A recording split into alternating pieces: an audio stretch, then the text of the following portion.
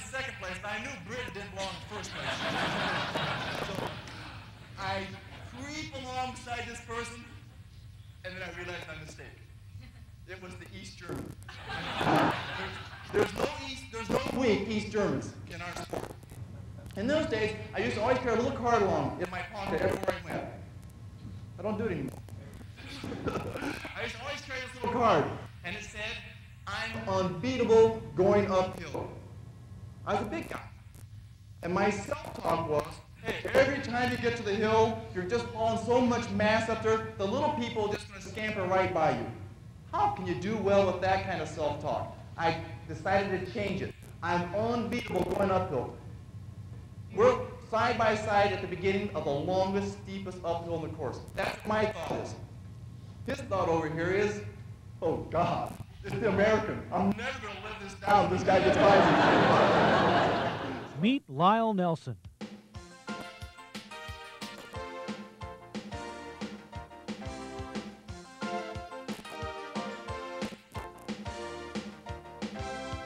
At the age of 9, Lyle had already envisioned his dream of becoming an Olympian. In high school, Lyle lettered in 8 varsity sports and was named most inspirational player. At West Point, he was named the #1 graduate in physical ability. Lyle used his blend of brains and brawn to win 8 national championships.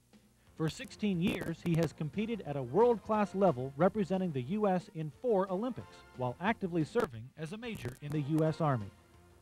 In the 1988 Olympics, Lyle was unanimously elected by his Olympic teammates to carry the American flag into the opening ceremonies. It was the ultimate acknowledgement from the U.S. delegation. He went on to win Survival of the Fittest, better known as Dying for Dollars. His experience led him to commentating for ESPN's Survival of the Fittest and for CBS in the 1994 and 1998 Olympics. The Washington Post quotes Lyle as one who best exemplifies the Olympic spirit, and the New York Times extols his dedication to excellence, hard work, goal-setting, problem-solving, and self-belief. Many other newspapers have praised Lyle, such as the Boston Globe, USA Today, San Francisco Chronicle, the LA Times, and the Wall Street Journal. Lyle's career highlights have been featured in such magazines as Time, Psychology Today, and Newsweek. Jane Pauley even recognized Lyle's Olympic moments on the Today Show, and he received a prestigious award from the U.S. Senate for helping to build a better and more peaceful world. In 1997, Lyle authored The Spirit of Champions. Currently, he serves as the president of the U.S. Biathlon Association and travels the world focusing his presentations on the critical element of corporate success, the human element. He addresses change, leadership, and peak performance. Ladies and gentlemen, Lyle Nelson on Change. Has everything been turned upside down? No. Even in today's turbulent business environment, there's still such a thing as business as normal. But today's norm, and certainly that of the future, is wave after wave of change. And as far as we can see in the business horizon, the waves are just getting higher and higher and coming faster and faster. How, as leaders, do we hold our organizations on course and withstand the onslaught of the constantly pounding waves of change? I want to answer that question by telling a story. One of the most creative and brilliant people I know, Bill Koch, and I were teaching a race camp to elite ski racers, and someone asked Bill a question. Hey, Bill, how important is it to flick your wrist and straighten out your hand at the very back of the pulling action? And Bill thought for a second. He said, I'm not sure I know. I'm still too busy trying to perfect the major fundamentals. And it is precisely because Bill was focused on the fundamentals that he was the world's best. Are there business fundamentals or principles that will enable us as leaders and our organizations to skim across the top of the waves of change? Definitely. Successful businesses and leaders apply them daily. I'd like to combine the first two principles. Lyle Nelson speaking on inspiration. I'd like to begin by reliving a childhood dream of mine. I grew up in McCall, Idaho. I'm sure some of you know where that is. It was a town of 1,000 people there, then. And amazing, 10 of them are Olympians. Both of my ski coaches were Olympians.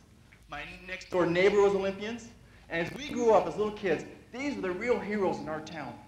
I can remember, as a little guy, watching the 1960 Olympics, and there was Frank Brown, our Frank Brown, from McCall, racing on TV. And I'm sitting there going, that's what I want to do when I grow up. I want to race on TV in the Olympics.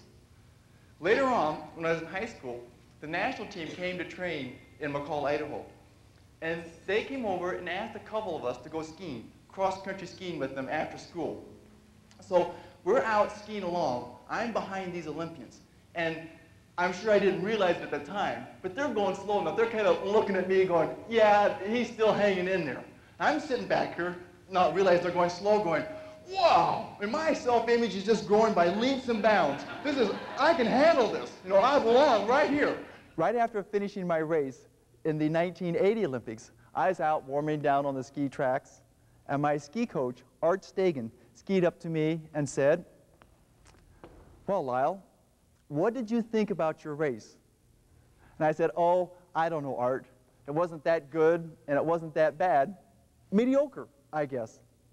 And he said, yeah, that's what I thought too, Lyle. You were 19th. How did you expect to do?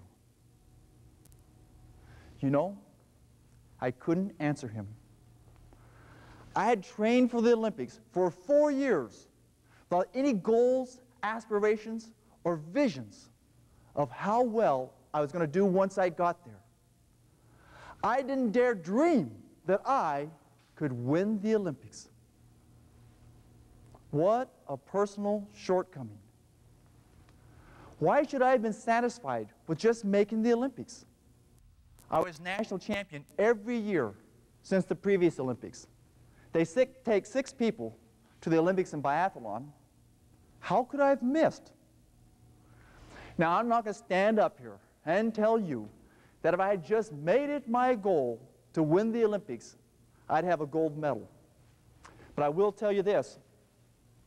If I had made that my goal, I would have come a lot closer than 19th. The greatest pattern of mistakes that I have made in my life are to score a direct hit on a low goal. When I look back upon those Olympics, I learned a very clear message, which is the first giant killer. All too often in life, we don't go after what we really want. Instead, we settle for what we think we can get. We take our dream and we shrink it down and shrink it down and shrink it down till it isn't a dream at all, until our life becomes an endless pursuit of mundane tasks. We need to remember this. It is in the pursuit of our dreams that we experience the greatest moments in life. It's the actions we take, step by step, day by day, and heartbeat by heartbeat, that bring us closer to our dreams, that make life meaningful, joyful, and exhilarating. What's your dream? That experience happened to me. It woke me up.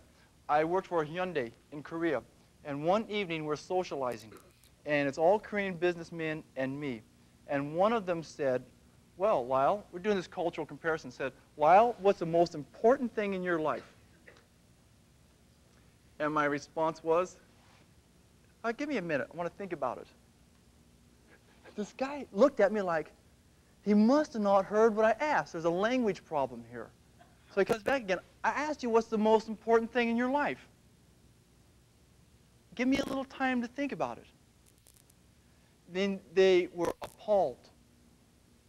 They couldn't believe I was 27 then, going through life not knowing what the most important thing in your life was. And for them, it was immediate. And number 2 was immediate. And number 3 is immediate. Now, if I walk out here, if I come in amongst you, and you know what I'm going to ask? What's the most important thing in your life? And I can look out there, I can see a few faces of what they're saying. Don't stop by me. But isn't that true? Isn't that pretty incredible? We sometimes lose track of it. How are we going to ever get there? What you harbor in your mind the most is going to happen. But if it's not in your mind, it's random. Lyle Nelson speaking on leadership. A Carnegie Mellon University study discovered that less than half of the managers in America know the vision that their corporate leaders have set for the organization. Less than half. Does that vision exist? Yes, it does. But 2 things are happening.